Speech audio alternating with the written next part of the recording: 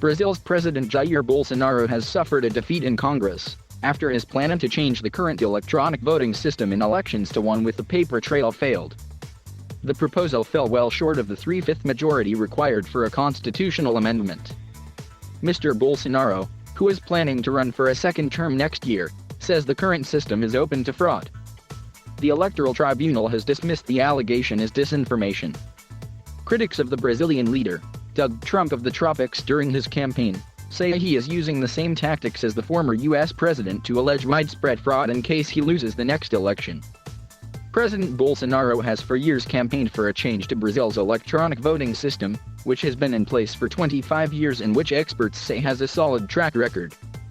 On Tuesday, the constitutional amendment to change the system was approved by 229 of the 519 members of the lower house of Congress. It needed 308 to pass.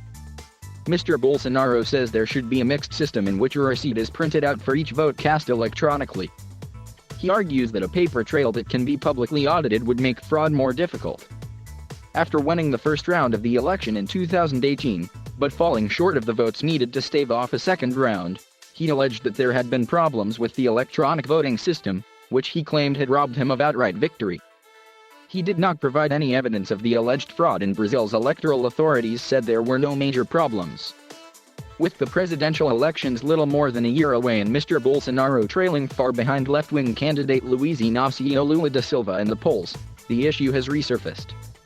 In a 2-hour Facebook Live on July 29, President Bolsonaro repeated his allegations that past elections had been fraudulent. In a video message to his supporters on August 1, he went one step further and warned that the 2022 presidential elections would not be held if they are not clean and democratic. In the days following his controversial remarks, both the Supreme Court and Brazil's top electoral court ordered that he be investigated over the comments. He has faced additional criticism over a military parade he presided over just hours ahead of the vote in the lower house of Congress. Opposition lawmakers said the parade was a brazen attempt to intimidate them, but Mr. Bolsonaro said it had been planned before the vote was scheduled. It was the first time that tanks rolled past the presidential palace since the end of military rule in 1985.